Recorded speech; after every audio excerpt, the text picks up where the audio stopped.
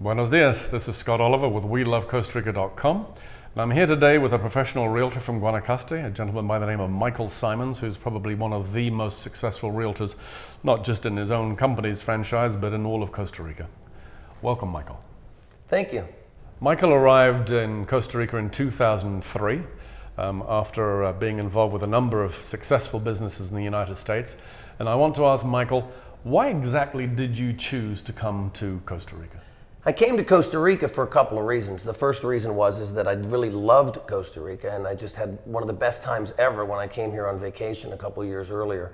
But what really made me move here, truthfully, was I really saw the opportunity of Guanacaste and what was going on in that area, and I really felt that if I didn't make that move now, years would go by and I would look back later and regret it and wish that I'd made that move. There was the opening of the new Four Seasons Hotel. There was the opening of the Liberia Airport. All the writing was on the wall that everything was going to happen in Guanacaste that had happened in Hawaii and other places around the world. And I just saw the opportunity to be successful in real estate here and at the same token live in a beautiful place.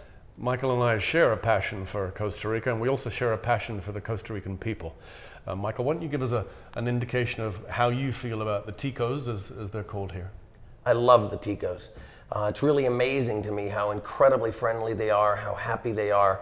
I've traveled all over the world and all over the Caribbean, especially Central America, and many places that I went long before I came to Costa Rica. I always just felt that the people were being nice to me because they wanted my money and not because they were really genuinely wonderful people. I've never felt more welcomed anywhere in the world. I've never felt like I was a foreigner here. Everybody always welcomed me and brought me into their country and made me feel as if I was one of them. And some of my best friends in the whole world are Costa Ricans. I love them. And Michael, when you told your family and friends you're actually going to move to Costa Rica, not just come on vacation, what did they say? Well, actually, I think they always thought it was going to happen. I always said I was going to just take off one day and go live like Gilligan on the beach somewhere. So I think everyone was pretty much waiting for it to happen. And everybody was very excited and very happy for me. I mean, they just knew that this was my passion and where I wanted to be. And I think that they thought it was a great excuse now for them to be able to come on vacation and stay in my house for free. So I have a never-ending amount of friends and family that always seem to just show up at my door and not wanting to leave. So it's been pretty good. And do you actually live on the beach up in Guanacaste? No, I actually live about 10 minutes from the beach. I lived on the beach and actually on a hill looking at the ocean for the first 4 years that I was here. And then I built a house that was originally going to be a spec house. And I was going to just sell it. And it's on the back side of the mountains. And so I'm actually kind of have the best of both worlds. I wake up in the morning, I see 6 volcanoes. I'm looking east, I see all the melon fields. I see all the monkeys and the birds and everything in the trees. And yet when I want to go to the beach, it only takes me about 8 or 10 minutes. So I have a little bit of the pura vida. I have everything going for me. I love it. For a lot of people, a move to another state is a big move. Moving to a different country where there are different laws and obviously for most people a different language is a big decision. Michael's made that decision. Michael works with people all day long that are thinking about making that decision. But I'd like to ask you, Michael, what words of advice would you give somebody who's seriously considering retiring outside the US or outside of Canada, and in particular thinking about Costa Rica? Yeah, you're right. And I mean, living in Costa Rica is not necessarily for everybody. And I wouldn't tell everybody to move to Costa Rica, although I have found that probably 95% of my clients that come here just love it. You know, I'd be lying, we would all be lying if we said this is for everybody. It's not for everybody. But I found that the majority of people that come here do love it.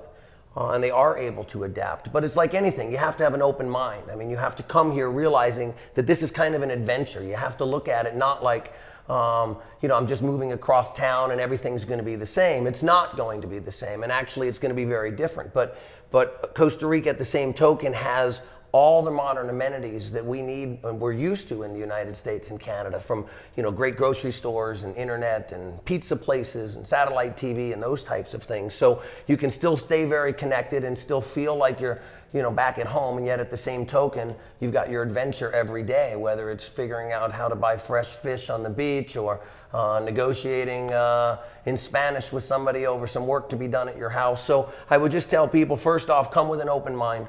And second of all, come and meet as many people as you possibly can. You know, come and get involved in the community, get involved in activities in the community, whether it be charity activities or a lot of my clients spend a lot of time helping animals, working with the schools, working with the churches, and that gets them involved in the community, and it makes it a lot easier for people to adapt. There's a lot of statistics that fly around online that are simply not correct. Unfortunately, it's difficult to disprove them. You know, there are people that talk about how X% of Americans and Canadians go back to their countries after X number of years.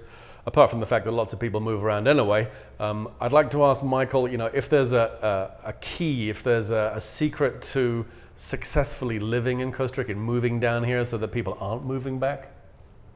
Well, I think it's very important, first of all, that you find the right area. I think that the majority of people that you might hear about on the internet that said they came to Costa Rica and they didn't like it or they went home, my first response would be that maybe they weren't in the right area of Costa Rica. They probably came to Costa Rica, the first place they showed up, they went, this is beautiful, I love it, let's buy a piece of paradise. And you have to remember that all of Costa Rica is beautiful. There really is not an ugly place in Costa Rica, but that doesn't necessarily mean that everywhere in Costa Rica is a good place for a foreigner to live. There are some communities that just haven't adapted to what the things that many foreigners need, such as good grocery stores and those types of things. And there may not be a support network where there may not be other people from their country, so they kind of feel alone. It'd be no different than somebody from Kansas moving to New York City and just being stuck in the middle of the city. Then, you know, so I think it's very important, first of all, to do your due diligence and find the right area that's for you. And then I think it's very important to have that support network, to have those friends, you know, to work with people within the community that, you know, can help you to adapt and to be there. And I still think that, you know, those people that you hear about that do supposedly go home, I think a lot of that also had to do with economic situations and those types of things over the last 3 or 4 years. The world has had a very traumatic experience the last 3 or 4 years. So I think that's affected people everywhere in the world, not just Costa Rica. Michael's lived here since 2003, and by all accounts he's one very, very happy man, but who knows what the future holds. I'd like to ask you, Michael, I mean, after all this time now, are you still happy living here? I mean, what are your plans for the future? Do you plan on going back to the US? What's the plan? I'll never go back to the United States. Truthfully, I couldn't fathom not living here the rest of my life. That's not to say that 10 or 20 years from now I won't want to travel the world and do some other things, but I think it's a pretty fair bet to say that I'll be in Costa Rica for the rest of my life. I've made some fantastic relationships here. Some of the best friends I've ever met in my life are here, both Costa Rican and North American clients of mine. And the nice thing about Costa Rica is, you know, you can very easily from San Jose fly anywhere in the world. So if I decide I want to take off to go to Europe for a couple months because I want to go ski the Alps or something, you know what, I can very easily catch a flight from San Jose, go to Switzerland, ski, and come back. But I can assure you that I will never live in the United States again, and I could never even see living anywhere other than Costa Rica. This has been just a fantastic experience. I'd like to thank you, Michael, for sharing these stories with us, and it's wonderful that somebody else shares my passion for Costa Rica, and like you, I've got no plans to live anywhere else. But thank you again for your time today. Thank you. Fantastic.